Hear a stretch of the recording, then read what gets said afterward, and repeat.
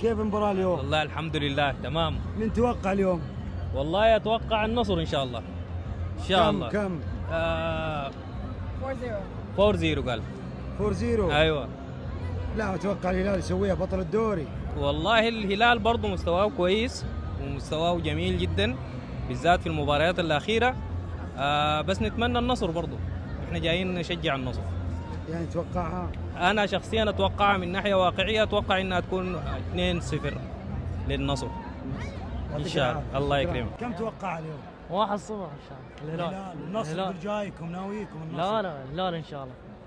إن شاء الله الهلال. والله يقول لي منهينهم اليوم.